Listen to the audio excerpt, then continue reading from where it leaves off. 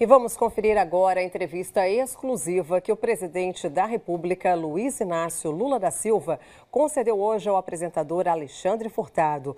Lula esteve em Santos nesta quinta-feira para o lançamento do edital da construção do túnel Santos-Guarujá.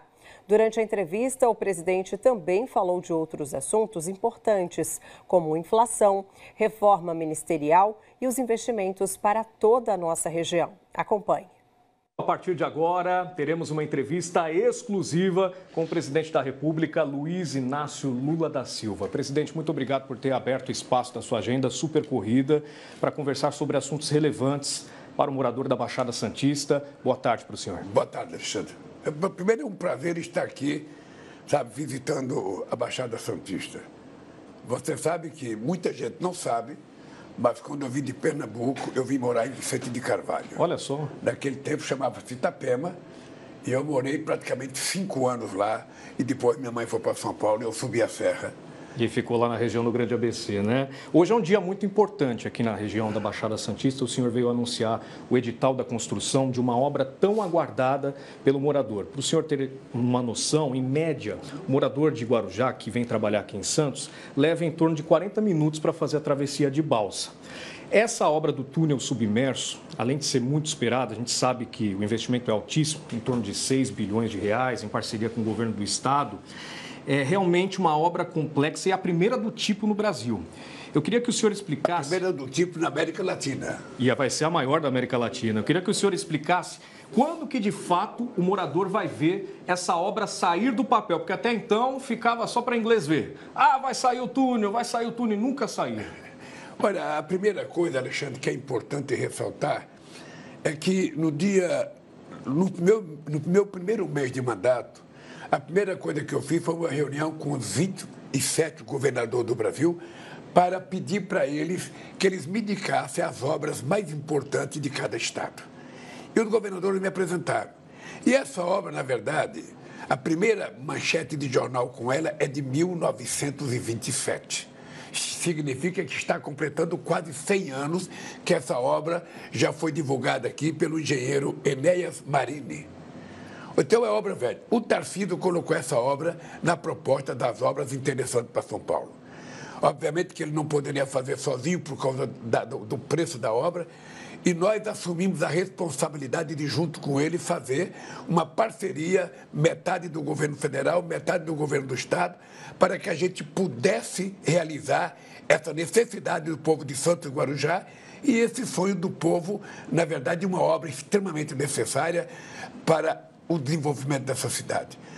Eu penso que é uma obra muito importante, tem a participação dos dois estados, tem a participação da iniciativa privada e nós vamos fazer, eu espero que a gente consiga inaugurar esse túnel o mais rápido possível para que a gente possa tirar o povo do sofrimento, do trânsito numa balsa, que às vezes demora 40 minutos, 50 minutos para ele fazer essa travessia que é tão curta.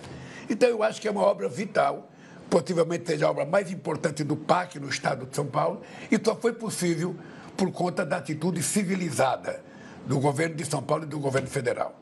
O que vai impactar na vida do cidadão da Baixada Santista, economicamente falando?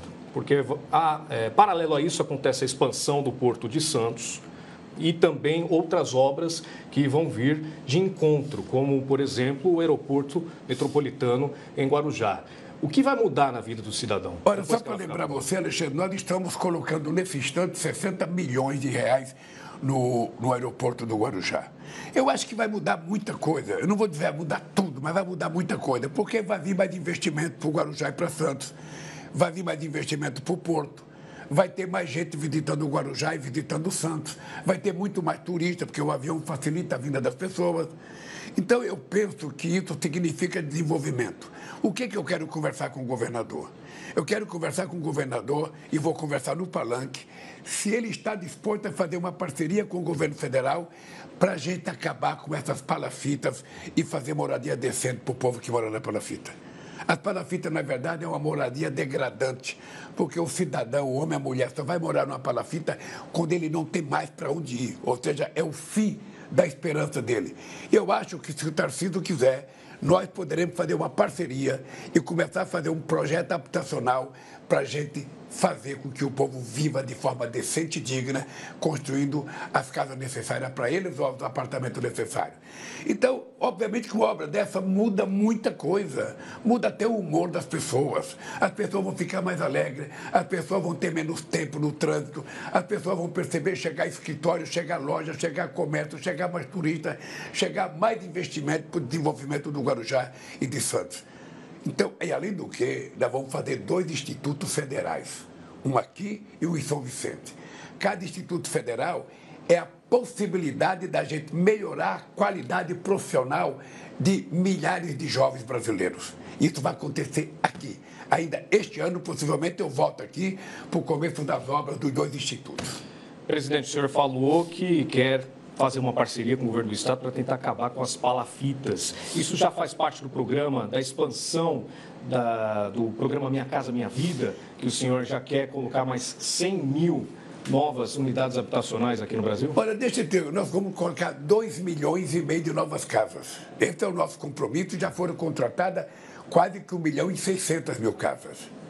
O que é que nós queremos? A habitação é um sonho, não tem nada que desperta mais o interesse de uma mulher e de um homem que tem uma família, de querer construir um ninho para sua família. Não tem nada mais extraordinário. Você tem uma residência fixa, onde a meninada não tem que mudar de escola todo ano, onde você não tem que mudar de vizinho todo ano. Então, veja, como eu quero... Você está lembrado que na campanha eu dizia, eu quero fazer o Brasil voltar à normalidade. E voltar à normalidade é essa relação civilizada entre o presidente e o governador do estado, entre o presidente e os prefeitos. Quando termina as eleições, a gente tem que esquecer os partidos que nós somos. Nós temos que esquecer a divergência da eleição e nós temos que trabalhar junto, porque o povo, bem ou mal, escolheu A, B ou C, e esse escolhido, na verdade, é o representante do povo naquele instante. Então a gente não tem que olhar nossas divergências políticas, nós temos que olhar os interesses do povo de uma cidade ou de estado. E por isso que nós estamos trabalhando da forma mais civilizada possível com todos os governadores. Todo governador. Eu não tenho veto a nenhum governador, a nenhum prefeito, porque quando eu vou numa cidade, quando eu vou no estado, eu não estou preocupado com o governador, com o prefeito, eu estou preocupado com os interesses do povo daquela cidade. E é para eles que a gente tem que governar. E é por eles que a gente faz parceria. Sabe, isso é muito importante para ensinar o que é a democracia nesse país. Nós tivemos um presidente que ele não falava com nenhum governador, viajava o Brasil inteiro, não conversava com ninguém. Pois eu sou exatamente o contrário. Todo estado que eu vou, eu quero conversar com os governadores, eu quero conversar com os prefeitos, porque, embora ele seja um opositor a mim, ele é o governador e eu tenho que respeitar em qualquer estado. Por isso é que as coisas vão dar certo aqui em São Paulo, porque o Tarcísio e eu estamos demonstrando à sociedade que a gente pode ter divergência política e ideológica, mas a gente tem convergência numa coisa, respeitar o comportamento do povo que elegeu a gente. O senhor citou rapidamente aí algumas obras do PAC, que é o Programa de Aceleração do Crescimento. Qual verba vai ser destinada aqui para a Baixada Santista e quais cidades vão ser contempladas com mais obras aqui? Olha, todas as cidades serão contempladas. O PAC da Baixada Santista são quase 26 bilhões de reais. Não é pouca coisa. Não é muita coisa, e todas as cidades vão ter as obras, muitas vezes, as obras que os prefeitos disseram que eram prioritárias, porque também nós fizemos o Pacto Seleção. E no Pacto Seleção, os prefeitos apresentaram projetos, e os melhores projetos foram aprovados. Sabe, o VLT ligando Santos a São Vicente é uma coisa extremamente importante, sabe, que o trem do Porto é muito importante para facilitar o trabalho das pessoas que trabalham no Porto.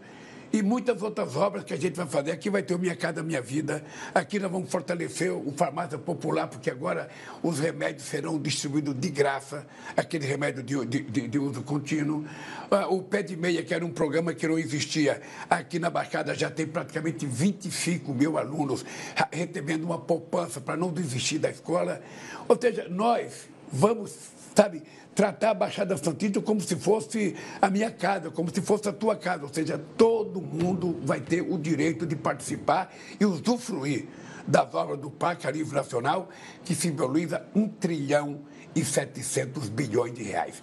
É o maior investimento da história desse país. em casa, escola, instituto, universidade, hospital universitário, muitas coisas, inclusive trabalhando em muita parceria com a iniciativa privada.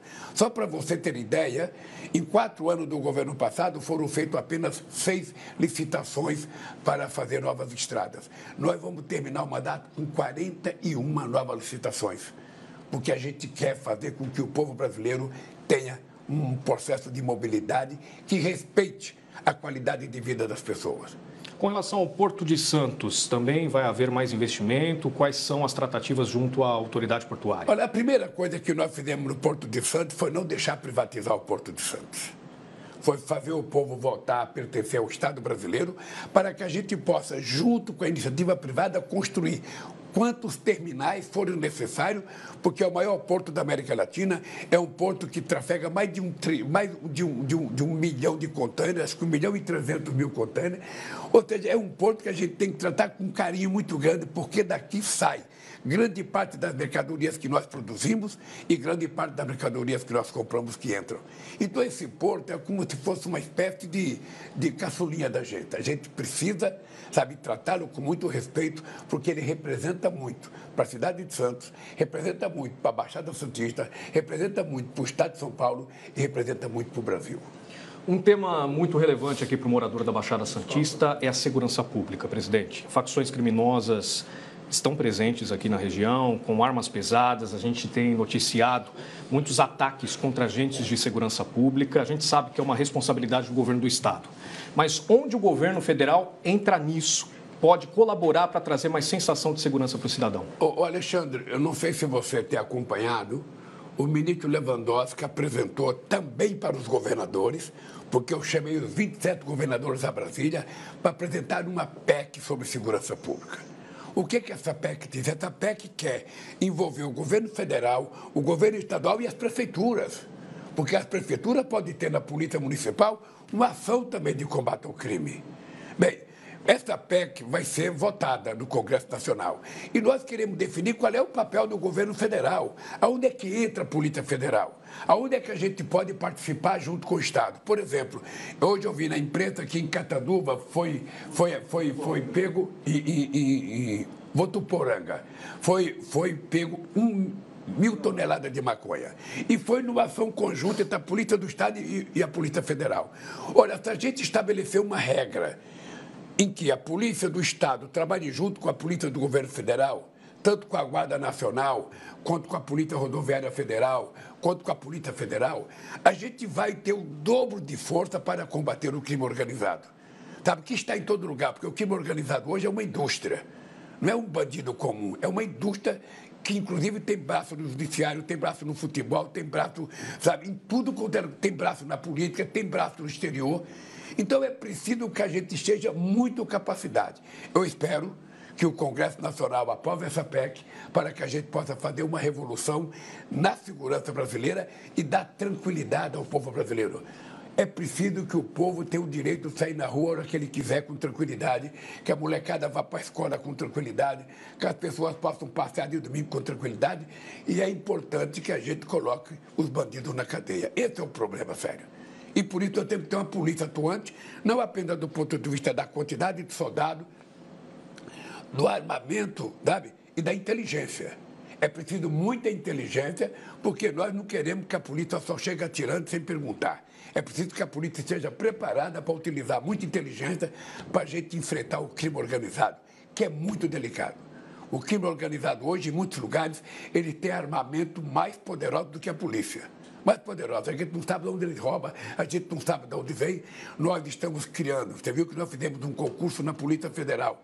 A gente quer colocar a Polícia Federal nas nossas fronteiras, a gente quer fazer com que as Forças Armadas participem mais nas nossas fronteiras, para que a gente possa combater de verdade o crime organizado. É isso que nós vamos tratar da segurança e, por isso, nós apresentamos uma PEC, um projeto de emenda constitucional para a gente mudar a nossa Constituição e dar maior participação do Estado. Muitas vezes tem um ou outro governador que não quer que a União se meta nisso. É até muito engraçado, porque a gente sabe da fragilidade da polícia, por mais que seja atuante, a gente sabe da fragilidade. E muitas vezes a gente quer ajudar, tem governador que não quer que ajude. Eu não consigo entender isso. A gente não quer ocupar o lugar do governador. A gente quer contribuir com o governo federal, não apenas passando dinheiro, mas a gente quer contribuir com forças efetivas para a gente poder enfrentar o crime organizado. Na última terça-feira, o senhor anunciou a 8ª mudança nos ministérios. Saiu Nízia Trindade, do Ministério da Saúde, para o lugar dela foi o ministro Alexandre Padilha, que deixou agora a cadeira vaga das relações institucionais. Eu queria saber se o senhor já pode adiantar um possível nome, se essa cadeira vai ser reservada para o PT ou se o senhor pretende ampliar. O povo está querendo ver mudanças concretas no jeito de governar, presidente? Deixa eu lhe falar uma coisa. O meu governo é muito amplo. Se você for analisar o meu governo, todos os partidos, com exceção do PL, estão no meu governo. A maioria tem 3 ministérios. Ou seja, não há governo mais amplo do que o meu. Não há governo mais amplo do meu. É por isso que até agora nós conseguimos aprovar tudo o que a gente queria no Congresso Nacional, inclusive uma reforma tributária que há 40 anos se tentava fazer e não conseguimos fazer. A gente conseguiu aprovar muita coisa. Eu sou muito agradecido à Câmara dos Deputados e ao Senado, porque tudo que nós mandamos foi aprovado. Isso só pode ser feito por um partido, por um governo que tenha uma relação muito ampla com os partidos políticos. Bem, veja, eu já tenho a pessoa escolhida, mas eu não posso avisar porque eu não conversei com a pessoa ainda. Então, eu não quero que a pessoa saiba que ela vai ser ministra ou que ele vai ter ministro pela Record. Eu quero que ele saiba da minha boca. Então, eu tenho que fazer algumas reformas, eu vou ter que mexer no governo, mas isso eu tenho que fazer com muito cuidado. Você sabe um técnico de futebol, quando ele tem que tirar um e colocar outro, sabe? Normalmente o que sai de cara feia, o que entra, sabe? Tem que fazer melhor do que ele. E como eu tenho um time muito coeso, as pessoas são muito decentes comigo. A Nízia era uma companheira da mais alta qualidade, minha amiga pessoal, mas eu estou precisando de um pouco mais de agressividade na política que o governo tem que aplicar, mais agilidade, mais rapidez, e por isso eu estou fazendo algumas trocas. Eu espero que depois do Carnaval eu conclua o que eu quero mudar, porque não é só você escolher quem você tira, é você escolher quem vai entrar. Porque se você coloca um jogador que vai jogar menos do que o que saiu, você errou. E quantas mudanças o senhor pretende fazer ainda? Nos ministérios, quantas mudanças o senhor pretende fazer? Não sei. Isso aqui é que nem o técnico. Você entra em campo com o time, depois você vai ver do que você vai tirar. Sabe? Mas é com muita... Eu tenho um respeito muito grande pelas pessoas que trabalham comigo. Muito, muito grande. Mas você veja, o Pelé não marcava gol em todo jogo. Né? O Coutinho não marcava, o Pagão não marcava, sabe? O Romário não marcava. Então, você tem que ver quem é que não está fazendo aquilo que era a previsão que eu tinha que fosse fazer. Então, eu tenho o direito, na medida que eu chamei alguém para ser ministro, eu tenho o direito de chamar a pessoa e falar, olha, eu preciso trocar, eu queria que você... É com muita tranquilidade. É o momento mais difícil de um governo. Sabe? É muito mais difícil. Eu aprendi uma coisa, Alexandre, que é o seguinte, você nunca chame para o governo quem você não pode tirar. Porque se você chama alguém que você não pode tirar, você vê quando um técnico tira um jogador famoso, que ele sai com a cara emburrada, chutando a grama, às vezes joga água fora, quando ele deveria sair alegre, porque é um companheiro dele que vai entrar no lugar. Então, eu trato isso com muito carinho, com muito cuidado, porque eu aprendi na minha vida a respeitar muito as pessoas. E eu sei que o tratamento da relação humana é muito delicado. Por isso, eu trato todo mundo da forma mais carinhosa possível. Agora, com relação à liberação das condições de transparência para as emendas por parte do ministro do Supremo Tribunal Federal, Flávio Dino, na opinião do senhor, vai ajudar a destravar a votação do orçamento e de projetos do governo federal no Congresso? E eu quero saber também, como é que fica a relação agora com os novos comandos na Câmara e no Senado? O melhor possível. Até parece que eu já convivo com o Hugo Mota há 50 anos, embora ele não tenha 50 anos de idade. A minha convivência com o Alcolumbre é muito boa e eu acho que nós vamos ter uma relação extraordinariamente civilizada. Eu nunca vou querer que o Congresso Nacional, que os dois presidentes do Senado e da Câmara, aceitem tudo que eu mandar. O que eu quero fazer é estabelecer uma nova forma de conversar.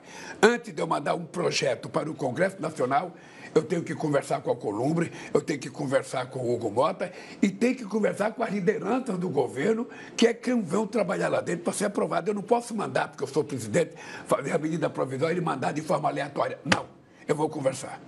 Presidente, só para finalizar, como recuperar a popularidade? Nas últimas pesquisas, os índices de aprovação do governo estão em queda justamente pela alta do preço dos alimentos, carne, ovos, azeite.